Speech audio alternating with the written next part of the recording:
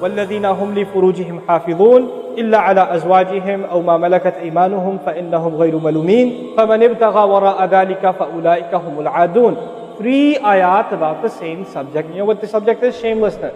People who guard their privates. We live in the ultimately shameless world today. The world in which streaming videos off of any website are available on your mobile device. The age in which the pornography industry is a multi-trillion-dollar industry. The point of which, the agenda of which is to make sure every one of you is a consumer of filth in one way or another. That every man, woman and child is exposed to this stuff, and they're hoping you are, so you become addicted to it, so you become yet another consumer. This is the gift of pornography to society. It's creating people, turning people into animals and perverts. And some of you unfortunately have that addiction. And you're watching this stuff online. And you're watching it and saving it on your apps and your mobile devices. And you don't feel bad about it anymore. You've justified it to yourself. And you feel bad about it once in a while, but you go back to it. And as a result, you think, oh, well, at least I'm not hurting anybody. At least I'm not doing it to anybody else. I'm just watching this stuff. It's okay. But you know what's happening to you? Inside, your soul is being just gutted. You have no soul left inside of you. So your prayers are empty and you can't even shed a tear in your salat because your heart is so devoid of the fear of Allah because of the filth you've been watching all this time. It's turned you from a human being into an animal. So you can't even look. A woman passes by and you see a piece of flesh walking by. You don't see a human being walking by that deserves respect. You check everybody out and everything out. You're constantly gawking and staring. You have a hard time putting your eyes down.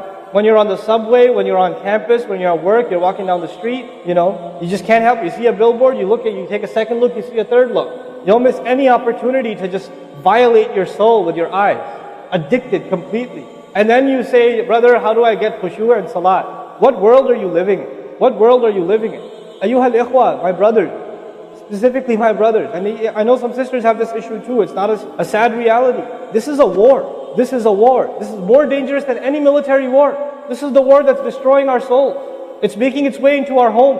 It's making its way, if I want to protect my children from this stuff as much as possible. But when my child goes to school, and it doesn't matter if it's Islamic school, there's a very high statistical likelihood that someone, a friend, with their iPod, with their mobile device, will say, hey, look at this.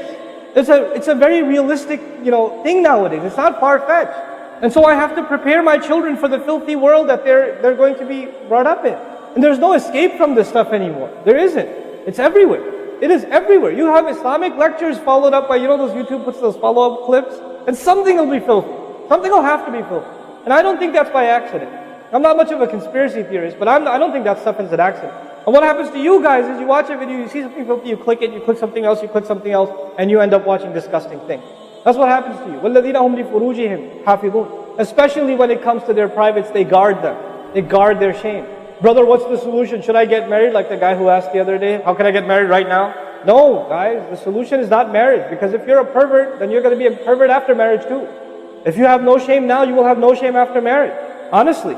You think marriage is going to end your problems? No. Your problem isn't marriage. Your problem is spiritual in nature. Your problem is psychological in nature. You need help. You need to stop this. You need to stop hurting yourself like this. You will have nothing, there will be nothing left inside you. I just had an email from a teenager who's addicted to pornography, an anonymous email, 14, 15-year-old teenager. Says, I want to kill myself. I can't stop. I've been watching it since I was 11. My parents don't know. I read this stuff and I cry because he's not one. There's millions of Muslim kids like this. Millions of them. We have to help these people. We have to do whatever we can. And we don't have the trillions of dollars of advertising to counter that. We don't. And it's not realistic for me to say Facebook, YouTube, Twitter, Internet, it's all haram. It's not realistic because it's a reality. It's as common as oxygen now. The only thing we can do is have a mature conversation about this and teach our youth to deal with this and navigate this and not fall into it. The elders that are here, stop watching Indian movies, man. Why are you sitting in a lecture talking about salat and the importance of salat and you don't guard your shame? Mother and daughter and husband and wife and sister sitting together watching whatever? God, come on, stop. وَالَّذِينَ هُمْ لِفُرُوجِهِمْ حَافِظُونَ. They guard their privates. But guarding your privates doesn't mean you don't commit zina. It means everything that leads to the temptation. Everything that leads to it. They watch it, they guard it. They know it's under attack. They know that their shame is under attack. They realize that their weakness is their urges. Those urges that Allah put inside of us, that are so strong. Allah put them there for a reason. He did. And every one of you have them. You don't have to, I don't have to have a dalil for you to have them. I know the guys that are here. You all suffer that challenge every single day of your life. And you have to really go out of your way to guard yourself. This passage is not about high goals. This is about the bare minimum. I told you that, right? This is the bare minimum, folks. The bare minimum is we guard ourselves from shamelessness. We wage a war within ourselves against that tendency. And I know some of you have tried to quit before and you go back. And you've tried to quit before and you go back again. And you go back again. And you keep falling into that trap. I know some of you have done that, and you're struggling with it. But don't give up on yourself. Don't give up on yourself.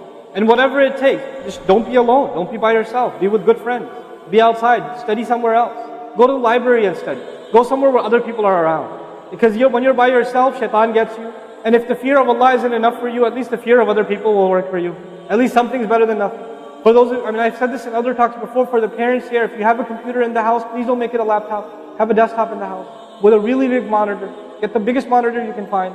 Honest to God. And make sure your computer is in the kitchen or in the dining room. Don't put it in the living room. Don't put it in the kids' room. Don't put it in your bedroom. Put it in the dining room, facing the public. You want to do homework, do it over there. Though you can't move the monitor this way or that way. It's facing everybody. That's how you should have it. We have to take these precautions. Don't give your 11-year-old a smartphone. What were you thinking? That's not very smart. Don't give them a smartphone. Why am I seeing kids in Islamic school, 5th graders, with iPhone? With 4G, you know how dangerous that stuff is? وَالَّذِينَ هُمْ لِفُرُوجِهِمْ حَافِظُونَ إِلَّا عَلَىٰ أَزْوَاجِهِمْ, except upon their spouses, أَوْ مَا مَلَكَتْ أَيْمَانُهُمْ فَإِنَّهُمْ غَيْرُ مَلُومِينَ, or what their right hands possess, then they're not to be blamed. Allah says we have these urges and we can execute those urges, we can release those urges, but to the halal spouse, to the spouse, our spouses. But outside of that, we can't. And by the way, when people get addicted to this sort of thing, and they get accustomed to it, or they get over and overly exposed to it, they have miserable marriages. And marriages start falling apart. They have this virtual idea of what pleasure means, and they don't find pleasure in their spouse anymore. And there's great fitna that comes into the family. It destroys homes, Muslim homes. That's what's happening in our world today. فَمَنِ ابْتَغَى وَرَاءَ ذَلِكَ فَأُولَٰئِكَ هُمُ الْعَادُونَ. The people who pursue anything beyond that, then they are the ones engaged in aggression. This is an act of aggression. Al-adawa in Arabic means animosity. Allah says whoever pursues their urges to be fulfilled outside of the halal, outside of the marriage, whoever pursues that, then they are engaged in an act of aggression. The question is, aggression against who? Because when you say enemy, and you have to say enemy of who? If they've become an enemy, who have you become an enemy to? Allah didn't mention a maf'ul bihi, no jar majroor, nothing related to it. You know what that means? They are an enemy to themselves, their family. They become an enemy even to Allah's teaching. These are the kinds of people. The most important asset you and I have is our hearts. And this shamelessness destroys the heart. It destroys it. The most precious thing you and I have to preserve is our iman. And these filthy images are destroying your iman. They're tearing your iman apart. Don't let it happen to you. Do not let it happen to you. And I can only talk about this. I can't stop you from doing anything. And nobody else can. You will have to police yourself. You will have to control yourself. You'll have to make the decision, is my iman important enough? Is my salat important enough?